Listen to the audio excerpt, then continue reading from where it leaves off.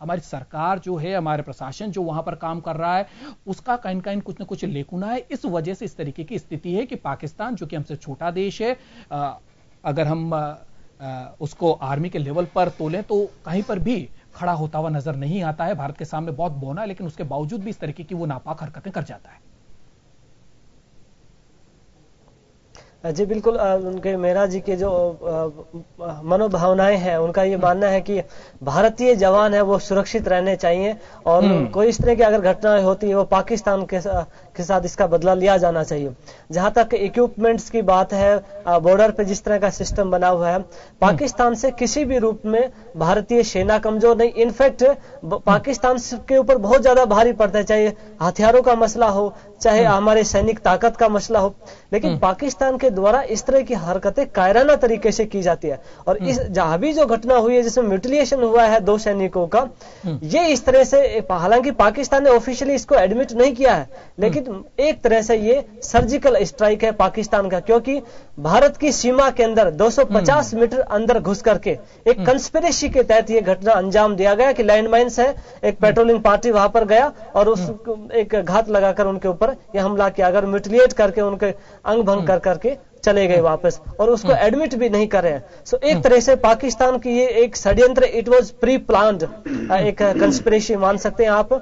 जहां तक भारतीय सुरक्षा का मसला है, भारत की तरफ से रिटेलिएशन हुआ है, कई पाकिस्तानी चौकियों को उड़ाया गया है, लेकिन इस तरह की घटनाएं क्योंकि पहले भी हो चुकी है, मुझे लगता है इससे सीख लेने की जरूरत है, क्योंकि अक्टूबर 2016 में घटना हुई, जनवरी 2013 में घटना हुई, जो जून 2008 में इस तरह की घटना हुई।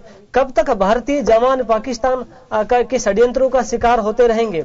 एक सर्जिकल स्ट्राइक से काम नहीं चले, क्योंकि जिस तरह से एक वाहवाही लूटने के काम क्या बात की जा रही है कि सर्जिकल स्ट्राइक, क्या इससे पहले भारतीय सेना ने सर्जिकल स्ट्राइक नहीं किया है, लेकिन first time officially and openly Bharat सरकार ने इसको एडमिट करने की हिम्मत दिखाई है। इससे पहले भी अदरवाइज भारतीय सेना ने इस तरह के सर्जिकल स्ट्राइक पाकिस्तान के ऊपर किए हैं। जो पाकिस्तान ऑक्यूपाइड कश्मीर है उसमें इस तरह की घटनाएं हैं वो की गई है। तो मुझे लगता है इस समय जो जरूरत है, जहां तक कश्मीर को मुद्दे को जोड़कर देखा जा रहा है, क्योंकि पाकिस्तान कश्मीर के मुद्दे को हवा दे रहा है कि कश्मीर में ह्यूमन राइट का वायलेशन हो रहा है, और मुझे लगता है कि एक भारत में ही ऐसा तबका है जो कह रहे हैं कि सारे स्टोन पेल्टर्स हैं वो पाकिस्तान के सपोर्टर हैं। अगर सभी पत्थरबाजों को स्कूल के लड़के लड़कियां हैं, कॉलेज के लड़के लड़कियां हैं, अगर सारे देशद्रोही हैं, सभी पाकिस्तान के सपोर्टर है, इट मीन्स वहां की में जो राजनीतिक समस्या है वास्तविक रूप में उसको आप समझना नहीं चाहते, उस पर पर्दा डालना चाहते हैं, क्योंकि Kashmir is a political problem और उसका पॉलिटिकल सोल्यूशन होना चाहिए। जहां तक मिलिट्री पे, क्योंकि मिलिट्री तो इंडियन अथॉरिटी का एक सिंबल है वहां पर। एक बार उनसे पूछ लेते हैं, अभी जो इलेक्शन में श्रीनगर में 6-7% वोटिंग हुआ है, The people of Kashmir are losing faith in Indian democracy. So एक पॉलिटिकल लेजिटिमेसी का क्राइसिस वहां पर बना हुआ है, और इसका मुझे लगता है कि वहां पर जो स्टेट में गवर्नमेंट है और केंद्र सरकार जो है, जवाब लेंगे। हमारे साथ आलोक भारद्वाज साहब जुड़ गए हैं बीजेपी से। पॉलिटिकल प्रॉब्लम्स को ठीक तरीके से, लेकिन सुशील जी के पास पहले आऊंगा। सुशील जी, आपसे जानना चाहूंगा, क्योंकि किसी भी बड़े मसले की जड़ में राजनीति अगर होने लगती है तो स्थिति जो है वो बिगड़ जाती है, विकराल रूप हो जाती है। कई ऐसे मुद्दे हैं, चूंकि हम बहस इस मुद्दे को लेकर कर रहे हैं, इसलिए मैं इसी पर फोकस रखना चाहूंगा। क्या लगता है कि जितनी जिम्मेदारी बीजेपी और पीडीपी की वहां पर है, उतनी जिम्मेदारी क्या कांग्रेस की नहीं है? कि कांग्रेस भी, क्योंकि ये पूरा का पूरा जो सिस्टम है हमारी सुरक्षा से जुड़ा हुआ है, हमारे हिस्से का मामला है, और उसको लेकर पाकिस्तान लगातार इसका फायदा उठा रहा है। हमारी राजनीति को बार बार फोकस करके राजनीतिक दलों में आपस में एक विरोधाभास पैदा करके वो अपना उल्लू सीधा कर रहा है। तो क्या जरूरत इस बात की नहीं है कि सभी पार्टियों को एक मंच पर आकर इसका पुरजोर तरीके से एक जवाब दिया जाना चाहिए? नहीं, देखिए, आप एक गलत दिशा में बात कर रहे हैं, गलत दिशा में बहस को ले जा रहे हैं। आपको इस तरह बात नहीं करनी चाहिए। आपको मालूम होना चाहिए कि कांग्रेस ने कभी भी इस विषय पे इस तरह की कोई बात नहीं की है। कांग्रेस देश के साथ है, सेना के साथ है और सरकार के भी साथ। फैसला सरकार को करना है। सरकार में बैठे लोग जो हैं, अगर वो कमजोरी महसूस करते हैं तो सभी सर्वदलीय बैठक बुलानी चाहिए। पुराने जो प्रधानमंत्री रहे उनसे चर्चा करनी चाहिए, जो देश के साथ है, देश के जो शहीद हुए हैं उनको नमन करते हैं। और पाकिस्तान को हमने बार बार सबक दिया है, जितने भी युद्ध हुए उससे पहले पाकिस्तान को हमने करारा जवाब दिया है। पाकिस्तान ने 2 टुकड़े किए हैं, और हमने कभी भी राजनीति नहीं की इस मामले में। कुछ नेताओं ने सवाल उठाए हैं, जो मोदी जी खुद जब विपक्ष में थे या उनके बीजेपी के नेता विपक्ष में थे, जब वो सवाल किया करते थे, तो उनको याद दिला रहे हैं कि गद्दी पे बैठने के बाद में जिम्मेदारियां का जो पद है उसको किस तरह से निभाया जाए। और देश के अंदर राजनीति कोई नहीं कर रहा। आप टीवी वाले जब बहस करा रहे हैं तो लोग आ रहे हैं, अपनी अपनी बात कर रहे हैं, तो उसमें कौन सी राजनीति हो गई? देश का लोकतंत्र, देश इतना कमजोर नहीं है, देश मजबूत है। आज पाकिस्तान के करारा जवाब देने की स्थिति में फैसला सरकार को करना है। ऐसा कोई राजनीति नहीं है। हम देश के साथ हैं, देश के लोगों को नमन करते हैं, शहीदों को नमन करते हैं। दो लोगों को अगर मारा गया है तो 7 लोगों को भारत की सरकार, भारत की सेना ने मारा है, 2 चौकियां उड़ाई है, फिर उस चीज को मानने में आप पीछे क्यों हट रहे हैं? चलिए आलोक जी से पूछ लेते हैं। आलोक जी, कितना इत्तेफाक रखते हैं? हम कौन सी चीज को, हम कतई पीछे नहीं हट रहे हैं। केंद्र की सरकार को आप सभी दलों को बुला करके बैठ के विचार करना चाहिए। देश का मामला है कि भाई आप ऐसी कोई बात है तो आपको प्रधानमंत्री जी को अधिकार है आलोक जी सर्वदलीय बैठक बुलाए, लोगों को विश्वास में ले, वो क्या बड़ा कदम उठाना चाहते हैं, क्या करना चाहते हैं। दुर्गेश जी, अगर ये पूरा करें तो मैं कहूं, मैंने आपका सवाल सुन लिया है, तो सबसे बड़ी बात है कि आपने जो कहा उससे मैं सहमत हूं। आपने कहा, इन्होंने कहा, नहीं आपने कहा। सबसे बड़ी बात है कि इस पर राजनीतिक चर्चा नहीं होनी चाहिए। ये देश का सवाल है, देश सबके लिए बराबर है। तो देश के लिए तो चर्चा हो रही है, तो देश के लिए चर्चा करा रहे हैं, देश के लिए चर्चा करा रहे हैं। आप अगर सरकार की कमजोरी को दूर करने की बात करें तो आप उससे राजनीति समझ रहे हैं। आप ऐसी बात करते हैं, हमने देश साल चलाया है, आप हमें सिखाएंगे क्या? हमने पाकिस्तान के 2 टुकड़े किए, हमें सिखाओगे क्या?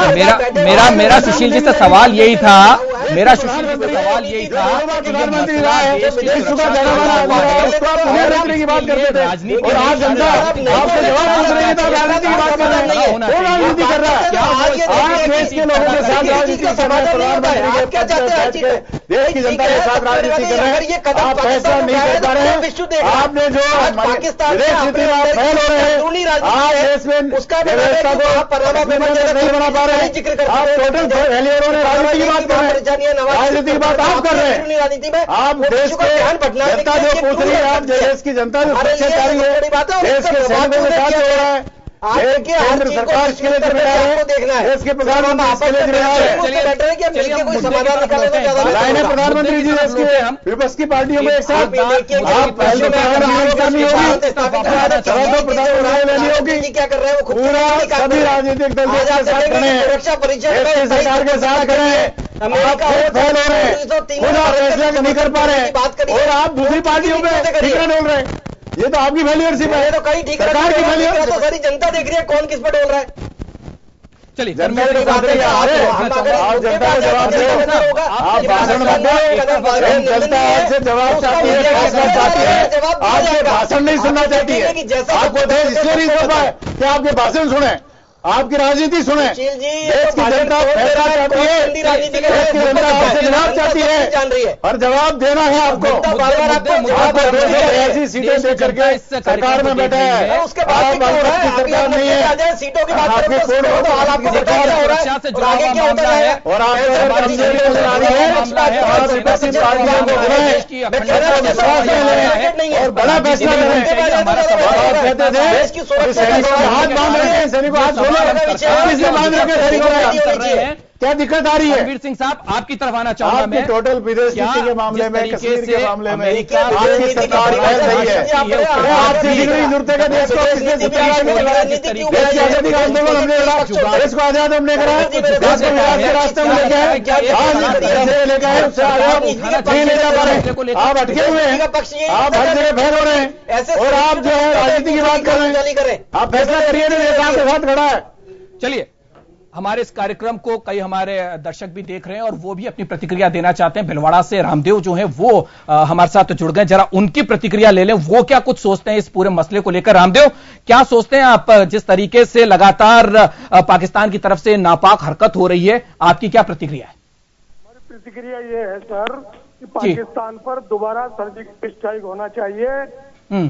अगर 56 इंच वाले सीने वाले भी अगर इनकी भी मौजूदगी में अगर सर काट के ले जा रहे हैं तो फिर कोई किम जोन जैसा व्यक्ति ही लाना चाहिए जब पाकिस्तान की अकल ठिकाने आएगी। हम ये कहना चाहते हैं। बिल्कुल। रणवीर सिंह साहब, सर काट के लाए तो बड़ा इन लोगों ने बड़ा वो किया था कि हमारा हम दो काट के लाएंगे, उसके बाद 10 सर काट के लाएंगे, उसके बाद आज तक भी ऐसा कोई हुआ नहीं है। और दोबारा सर्जिकल स्ट्राइक, तो जनता जो इंतजार कर रही रामदेव की जो भावना है वो आप समझ पा रहे होंगे। करणवीर सिंह साहब, मेरा सवाल अभी आपसे यही था कि जिस तरीके से उत्तर कोरिया जो है लगातार अपनी परमाणु शक्ति को बढ़ा रहा है और अमेरिका जैसी महाशक्ति भी उसके सामने झुकती हुई नजर आ रही, तो कहीं कहीं कड़े कदम लेने की जरूरत है। उदाहरण हमारे सामने, तो क्या भारत कोई कड़े कदम उठाकर, जैसा कि जनता भी लगातार कह रही है कि एक सर्जिकल स्ट्राइक और होना चाहिए, पाकिस्तान को उसी की भाषा में जवाब देना चाहिए। हम मानते हैं कि सरकार में बैठकर इतना आसान नहीं होता, यह सब कुछ कह देना बहुत बड़ा मामला होता है, विश्व परिदृश्य पर जवाब देना होता है, कई तरीके की लिमिटेशंस होती है, लेकिन फिर भी कड़ा जवाब देने का इंतजार जो है वो जनता कर रही। क्या कहेंगे आप? जी बिल्कुल दुर्गेश जी, जनता का जो एक्सपेक्टेशन है वो इसलिए ज्यादा है क्योंकि प्रधानमंत्री जी अपने चुनावी भाषणों में जिस तरह के उन्होंने वादे किए, 1 सर के बदले 3 सर लाया जाएगा, ये प्रधानमंत्री का काम नहीं है सर लाने का। इंडियन आर्मी पूरी तरह से प्योर प्रोफेशनल आर्मी है और पाकिस्तान को हमेशा उन्होंने माकूल जवाब दिया है। लेकिन जिस तरह से सिविलियन गवर्नमेंट का इन्वॉल्वमेंट हुआ है, क्योंकि सर्जिकल स्ट्राइक का क्रेडिट तो भारत सरकार के द्वारा लिया जा रहा है कि उनके द्वारा ये जैसे स्ट्राइक वो किया गया हो। इंडियन आर्मी की बहादुरी है कि उन्होंने पहले भी इस तरह की जो है कार्य किए हैं।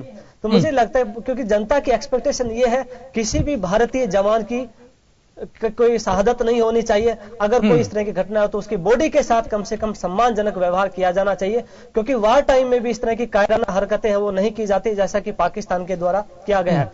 जहां तक आपने नॉर्थ कोरिया की बात की, नॉर्थ कोरिया में अमेरिका इसलिए कोई कार्रवाई नहीं कर पा रहा है क्योंकि साउथ कोरिया और जापान उसके पास में है और उसके पास न्यूक्लियर पावर है, न्यूक्लियर अटैक से ध्वस्त कर सकता है जो साउथ कोरिया में और जापान में अमेरिकन बेसिस है। पाकिस्तान के पास भी एक न्यूक्लियर पावर है वो भी, और सबसे गैर जिम्मेदार परमाणु शक्ति है पाकिस्तान। ऐसे में उसके ऊपर एक फुल फ्लेज्ड वार की तो यहाँ एक्सपेक्टेशन नहीं कर सकते, लेकिन एक जो जवाब दिया जाना चाहिए पाकिस्तान को वो उसकी भाषा में है मिलना चाहिए। और जहां तक भारत की बात, क्योंकि मुझे लगता है कि इस समय गवर्नमेंट की पॉलिसी जो है पाकिस्तान को लेकर पूरी तरह से डायलामा में है, कंफ्यूजन में है पूरी तरह से पॉलिसी। क्योंकि एक तरफ तो क्योंकि ये बात की जा रही थी कि सज्जन जिंदल को भेज करके नवाज शरीफ के साथ एक बैकडोर एक चैनल एक्टिवेट करने की यहाँ पर कोशिश की जा रही है, ऐसी पाकिस्तानी मीडिया में खबरें आई गई। एक तरफ खबरें कोई कुछ भी प्रचारित कर सकता है, ऐसा नहीं है जी। आप इस चीज को ये मानिए कि खबरें पाकिस्तानी चैनल अपने फायदे के लिए 50 झूठी खबरें भी चला सकते हैं। इसका एक उदाहरण ये है, उफा में जुलाई 2015 में एग्रीमेंट हुआ, पाकिस्तान ने उस उफा एग्रीमेंट को फॉलो नहीं किया। इस सब के बावजूद भी भारतीय प्रधानमंत्री काबुल से सीधे लाहौर पहुंच गए। हालांकि भावनाएं उनकी अच्छी थी, लेकिन पाकिस्तान को लेकर के अच्छी भावना। मैं आलोक भारद्वाज जी के पास आऊंगा, लेकिन उससे पहले एक दर्शक हमारे साथ ब्यावर से जुड़े हैं, रतनलाल, उनकी भी प्रतिक्रिया ले लेते हैं। रतनलाल जी, आप क्या कुछ कहना चाहेंगे? हाँ जी साहब, मैं ये कहना चाहता हूँ कि जो ये पाकिस्तान ने इतना सर पे चढ़ के बोल रहा है जी, आप अपने टीवी का वॉल्यूम कम कर दें रतनलाल जी, आपकी आवाज हम तक नहीं पहुंच पा रही। हाँ साहब, मैं ये कहना चाहूँ साहब कि ये जो पाकिस्तान है जो बहुत ज्यादा सर पे चढ़ के बोल रहा है, बहुत ज्यादा परेशान कर रहा है अपन को, तो अपन को इस बात से बहुत जल्द में निर्णय लेना चाहिए। तो रतनलाल जी का कहना है कि बहुत जल्द निर्णय लिया जाना चाहिए। आलोक जी, आपके पास आना चाहूंगा, मैं वापस मुद्दे को वापस वहीं लेके आता हूं। जिस तरीके से चुनाव पूर्व जो नरेंद्र मोदी साहब ने जिस तरीके के वादे किए, उससे अपेक्षाएं एक भारत के देश की लोगों की, यहां के रहने वालों की काफी बढ़ गई। अब ऐसे में जिस तरीके से लगातार जब विपक्ष में आप लोग हुआ करते थे, तब जिस तरीके की बात किया करते थे, हमारी जो विदेश नीति को लेकर, पाकिस्तान से जो हमारे रिश्ते हैं उनको लेकर जो कटाक्ष किए जाते थे, प्रेम पत्र की बात जिस तरीके से उन्होंने उठाई थी, अब क्या है कि इतनी जल्दी हम भी जानते हैं कि सरकार में बैठ के ये सब कुछ चीजें पॉसिबल नहीं होती, लेकिन फिर भी लोगों के मन में जो अपेक्षा है वो बहुत बढ़ गई है। और यही कारण है कि इस तरीके की राजनीति जो है वो होने लगी है और पाकिस्तान के खिलाफ लोगों का जो गुस्सा है वो काफी बढ़ गया है।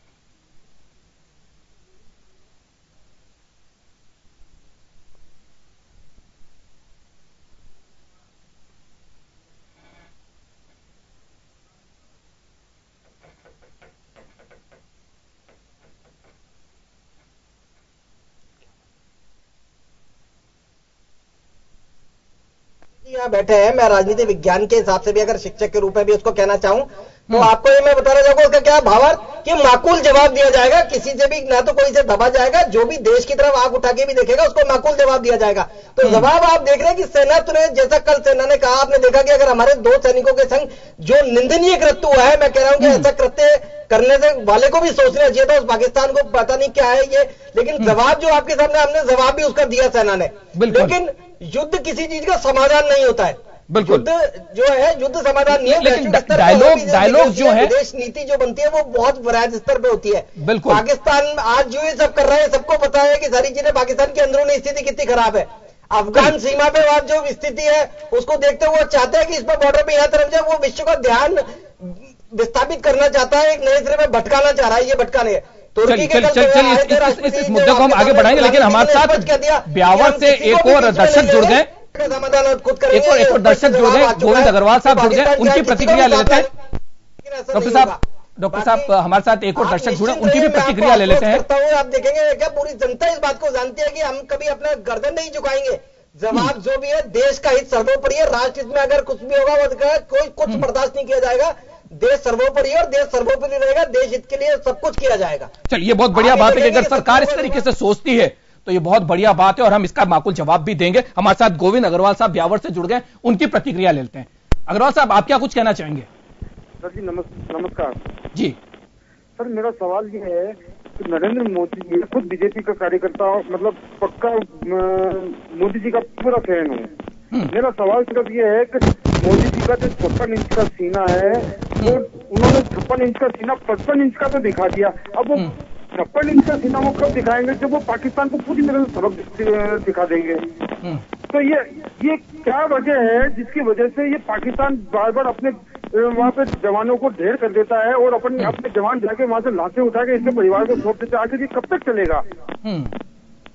तो सीधा सा उनकी भावनाओं को हम समझें कि आखिर कब तक इस तरीके से हमारे जवान जो हैं वो शहीद होते रहेंगे। जो प्रॉक्सी वॉर चल रही है पाकिस्तान के खिलाफ, ये कहीं न कहीं हमारे जवानों के साथ बड़ा दुर्दशा की स्थिति है और उसको लेकर एक जो आक्रोश है वो हमारी आवाम में भी देखने को मिल रहा है। तो एक जवाब की तो दरकार है।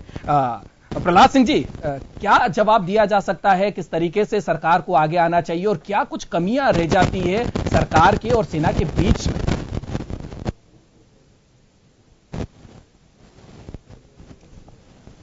जी प्रहलाद सिंह जी, मेरी आवाज आप तक पहुंच रही है? आवाज नहीं आ रही, आवाज क्या करें? मेरा सवाल इतना सा है कि क्या कुछ कमियां रह जाती है सेना और सरकार के बीच में, जो ये कंफ्यूजन हो जाता है और इस वजह से हमारे जवानों की शहादत होती है?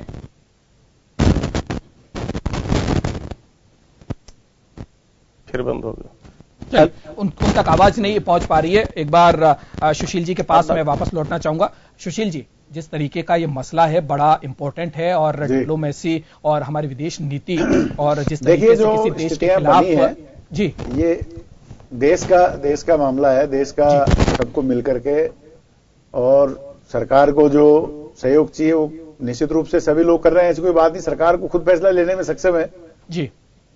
और जो चुनौतियां पाकिस्तान दे रहा है वो उसके पीछे बेसिक है कि वो युद्ध लड़ने की स्थिति में भारत से नहीं है। वो 2 दिन भी भारत से युद्ध नहीं लड़ सकता, इसलिए छदम युद्ध करता है और भारत को टेंशन में, भारत के इश्यूज को अंतर्राष्ट्रीय मंचों पर ले जाने की कोशिश करता है, भारत को नीचा दिखाने की कोशिश करता है, भारत के लोगों में भय पैदा करने की कोशिश करता है और ये इस तरह के छुपे हमले करके वो उसका रणनीति का पार्ट है। सेना कभी भी नहीं चाहती कि भारत से दोस्ती हो और वहां का जो राजनीतिक नेतृत्व है वो इतना कमजोर है, इतना वीक है और नवाज शरीफ तो बहुत ही ज्यादा कमजोर है। पनामा के मामले में सुप्रीम कोर्ट पाकिस्तान का उसने डायरेक्शन दे रखे हैं, जांचें उनकी चल रही है, तो वो तो कोई करने की स्थिति में नहीं है।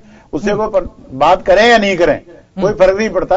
वहां की सेना का पूरा नियंत्रण है। सेना के उनके मुखिया ने कल ही अप्रत्यक्ष रूप से या सीधे सीधे कह दिया कि वो कश्मीर के मामले में वो अपनी बात को रखते रहेंगे, हस्तक्षेप करते रहेंगे।